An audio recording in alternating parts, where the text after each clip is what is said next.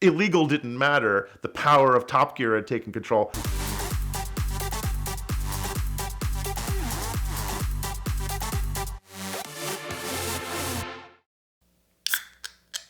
So let me tell you about Top Gear USA.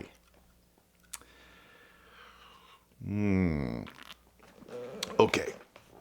So Top Gear USA, when it first started in the US, and I can't say that it was terribly well received, hence not being on the air anymore, and a complete cast change before, and things like that. I was hired to supply some cars for their program. And you see that the conceit is that, they're going to do an experiment and we're going to get 3 cars and we're only going to spend $3,000 a car and we're going to do this, this, and this. And we did a few different episodes, but by far the strangest one was we did the luxury car episode.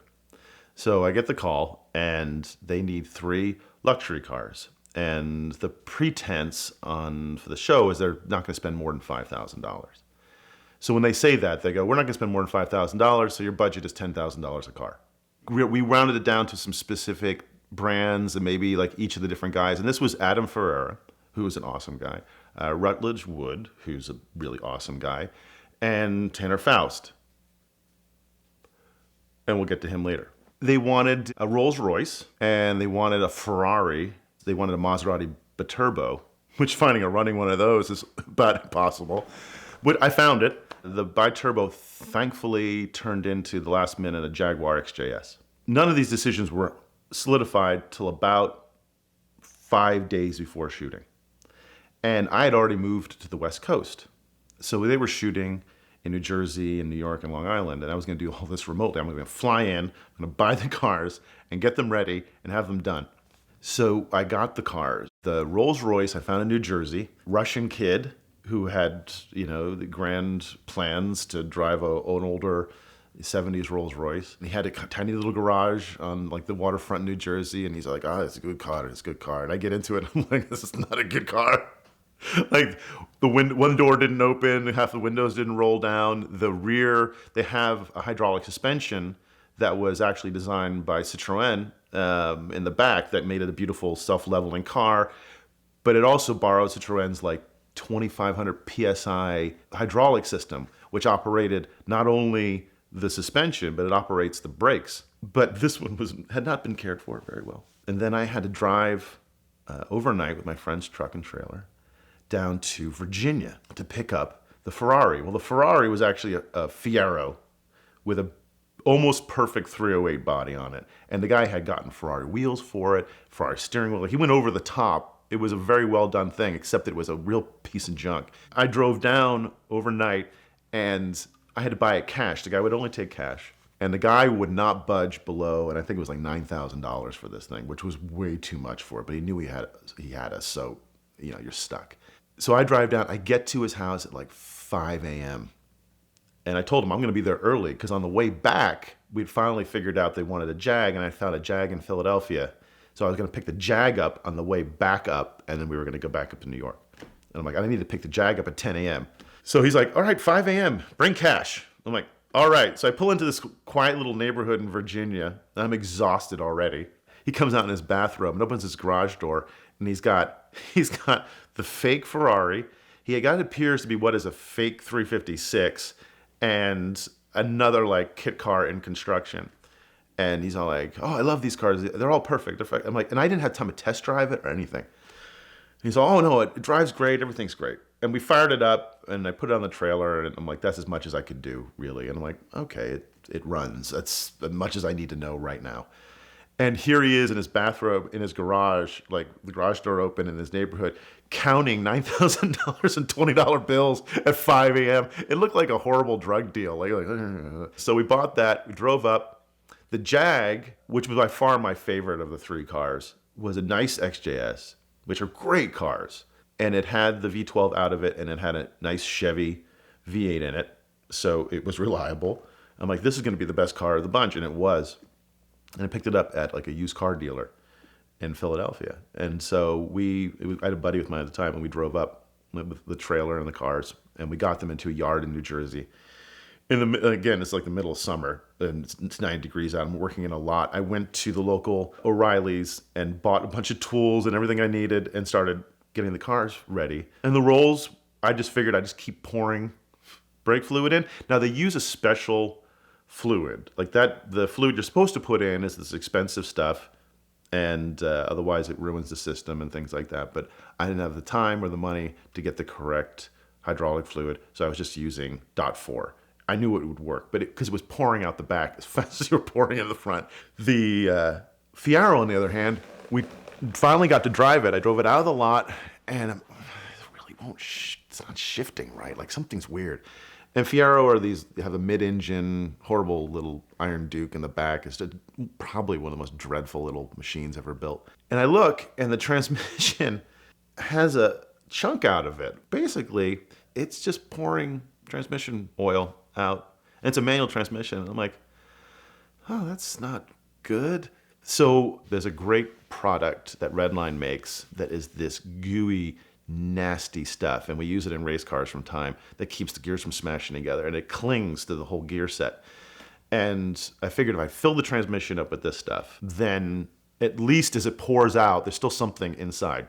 So that was my solution because I've been trying to put a new transmission in. So they're like, okay, here's the shoot schedule. We're going to do this, and this. I'm like, we're ready. We started out at an airport out in Long Island, like an abandoned kind of small airport. And we're going to do the speed runs up and down the road. And this literally is the first time these cars are going to be driven at speed ever. And I told them, I said, listen, you gave me 5 days to put this whole thing together. This might go all wrong. We show up with the 3 cars. I get them prepped. We run them down the runway once before everything starts just to make sure they work. And the rolls is working pretty good. We found out that when you hit the brakes hard, all the fluid from the rear suspension dumped out on the exhaust and created like a beautiful cloud of smoke every time you really got on it. And we're like, well, that's what it does. And the Ficarra wouldn't go over 50 miles an hour because later to find out that he hadn't hooked up any of the wiring correctly. So it was running in like what would fuel injection version of like a full choke situation, super rich, which inevitably clogged the catalytic converter. I'll get to that in a second. Then we ran the Jag, and the Jag storming, absolutely storming. And this would be the first time I shot with these guys. So I hadn't met them yet. And I get there and they have craft services set up and it's 90 degrees out. And Adam's sitting there and Rutledge is sitting there with the crew guys and they're, just chatting and we're having a great time. So we're all hanging out and like, where's Tanner Faust? And up pulls a limousine. Tanner had been busy jumping cars or doing whatever the hell he does. Pulls up, sits in the car, doesn't get out. We get all the cars set up so they can do like, I showed up with this and I showed up with that kind of a thing. And when they're talking about their cars. And it wasn't until we got them to their cars that Tanner gets out of his air-conditioned limousine and finally does his thing. And he's a hell of a shoe, but he's not a hell of a guy. And he's not a car guy at all. I think he's built to destroy machinery. Like he has no mechanical sympathy whatsoever. And made it clear that this has got to last like the 3 days of the shoot. You can't destroy it first day, first shoot. And he gets in it and he starts doing a burnout. And because he had the Jag, Adam had the Rolls, and Rutledge had the Ferrari. He starts hooning it all over the place. Thankfully, it was the best car of the bunch. We line them up for the drags. They do their commentary and they line them up when they drive. But when you see all the long shot driving in Top Gear, I hate to put this to you, that's people like me driving it. They're not actually doing all that hassle. We moved the next day to the Hamptons. And the Hamptons, for people who don't know, is a very posh beach area in the end of Long Island. It's where New Yorkers traditionally for 100 years have escaped the heat of New York to go to the heat of Long Island to get out by the beach and have it. And it's a beautiful, absolutely beautiful area. So we were going to do it where they were going to pick up women in their sweet cars and take them places. So we started out at Bridgehampton, where the remains of the original amazing racetrack that used to be out there in the dunes is now a golf club. And we had the cars there and they were going to go, okay, here's what we're doing. And the brake line on the Rolls just collapses, just falls apart. So I have to go and run to O'Reilly's. And here I am with like a handmade Rolls Royce trying to jam like what is off the shelf brake line into it just to keep it moving. I get it fixed. And I'm filthy and hot and sweaty, and I got the car ready in time. And Tanner comes out and he goes, "The air conditioning doesn't work in my Jag." I'm like, the air conditioning doesn't work in any of these cars. Like, what are you asking? You need to charge it. That is a really low priority right now. And I don't work for you. I work for the production company. So I went over and I said, Tanner asked me to go charge the AC unit, which is probably not going to work. And they're like, no, we don't have time for that. That is completely unnecessary. It's better that he sweats. And I'm like, great. And I went back to him. I'm like, okay, I got to continue keeping these cars alive enough for you guys to use them. He's all, no, I need air conditioning. So I went and bought one of those cheap charger things. And of course it didn't work, but it was just theater to make him feel better that he was going to get something out of it. And granted, it was hot, but that's your job, guy. In the shoot, you'll see them picking people up and taking things. And the fake Ferrari is dying, a slow death. And they did like a transport shot where they were driving the streets trying to get from one place to another. And Rutledge can't get the thing over like 45 miles an hour. And that's real. The car would not get over 45 miles an hour. And I noticed the night before when we were driving back to the hotel that underneath the Fiero, it looked like there was a light on. And I think I was driving the Rolls. And I'm looking, I'm like, is there a light on underneath? Like, did a light drop from the license plate bracket or something? And I'm looking, I figured out what it was. It was the catalytic converter glowing red hot because it was completely clogged. So he breaks down on the side of the road and they have a little breakdown episode. And it was real. That car would not move. So I took it to a local shop, and it is illegal in most states, I think, to remove any smog. And no matter if it is a kit car or whatever, you can't remove catalytic converters. So I went to this place. I'm like, you need to cut the catalytic converter out. He's like, oh, I can't do that. I go, what's it going to take? Like, New York, come on. What's it going to take? You and me, we're going to take this thing out. I said, give me a Sawzall, my friend, and I will cut it out and I will put a tube in myself. You just give me the tools. You know what I'm using this car for? He's like, no. I'm like, Top Gear. He's all, no. Top Gear? No. Hey guys, this car is going to be on Top Gear. I'm like, yeah. And then he's like, oh, whatever you need. He's like suddenly illegal didn't matter. The power of Top Gear had taken control. He's like, you think you can get me a hat? I'm like, absolutely, I can get you a hat. So we got up there, we hacked that catalytic converter out, we put just a section of exhaust in, and that's when we got into the engine to take a look, that the oxygen sensor wasn't hooked up to anything. So then it wasn't, the computer's not getting any information to let them know that it's running lean or strong. So it is running full choke. That's the reason. So we fire it up, we get it out, fill it up as I continuously filling it up with more transmission. He's all, you know, you got a hole in your transmission. I'm like, yeah, got that covered. No problem. Suddenly the car can do like 65 miles an hour. And it was a whole new car. So Rutledge drove it. We drove it in. They did their little scene picking up girls. And my favorite part of that was the Rolls Royce was now really leaking out of the rear shock tower down onto the exhaust. So in the scene, you see like a lot of smoke and the girls going like, they're breathing vaporized .4 brake fluid like in the back. Really felt bad for them. I mean, they didn't get bit by any mosquitoes, that's for sure. So the next morning were the final shoots, and that included the opening shot where they drive up and say, oh, what's he coming with? What's he coming with? Shot. You know, the Rolls pulls up and he has to get out of the passenger side because the driver door doesn't work. And that seemed like theatrical, but it was actually real. And then they pull up the Jag, and then the Ferrari pulls up, and they're all messing with each other.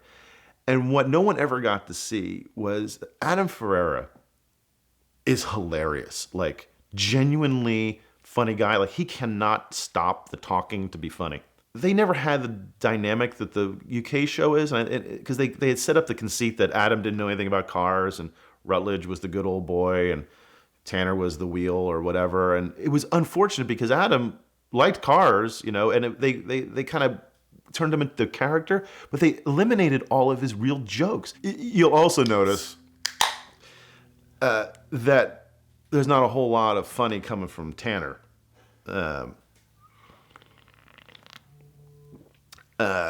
And that was always a problem.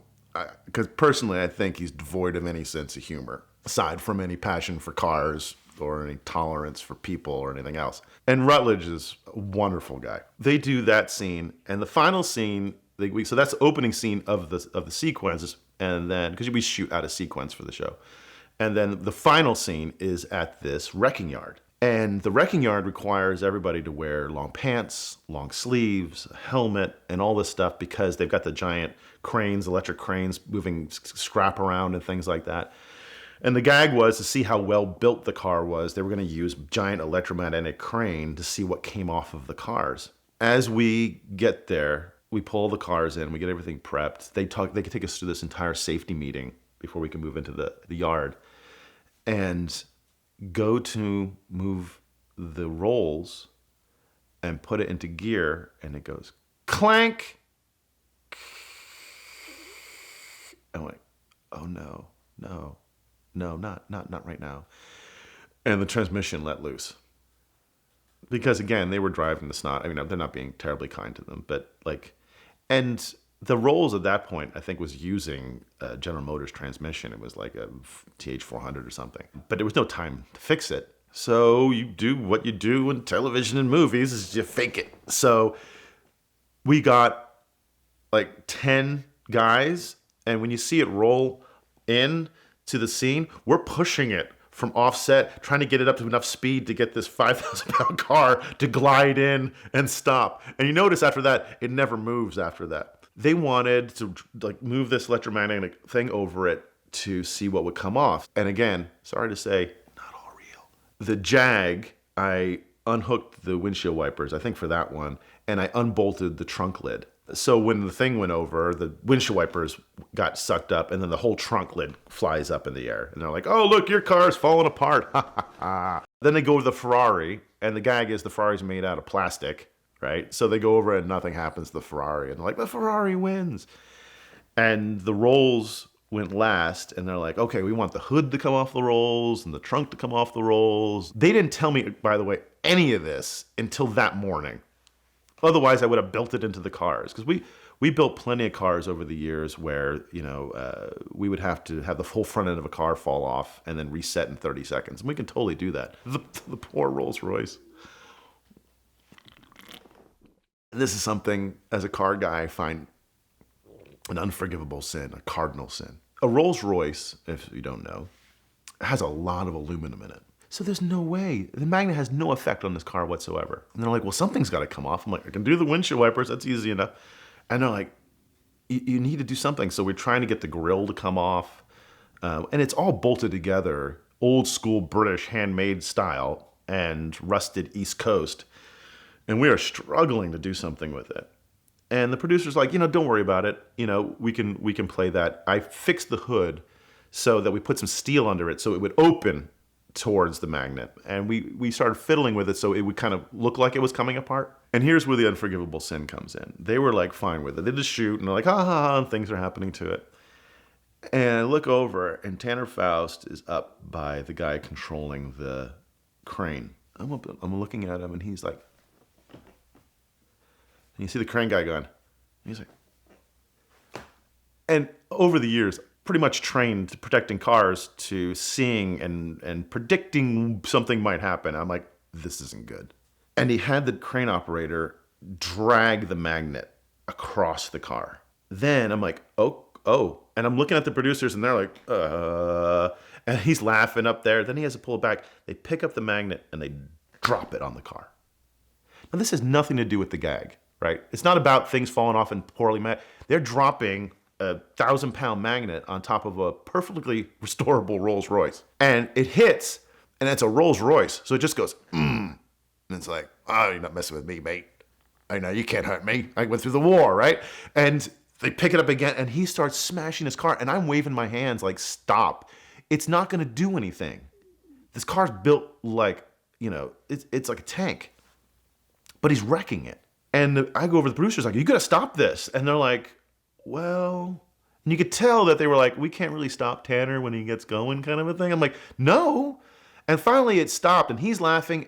And Rutledge and Adam, you could tell were like they're car guys. You can tell the car guy. You could instantly tell the car guys around on the set because they were all like, ooh. Granted, it's a $6,000 Rolls Royce. And granted, they bought it for the production and they should be able to do what they want with it. But it wasn't in the script. It didn't make any sense. It didn't fit the gag. The producers didn't want it. It was just this childish, horrible moment that I will never forgive Tanner for.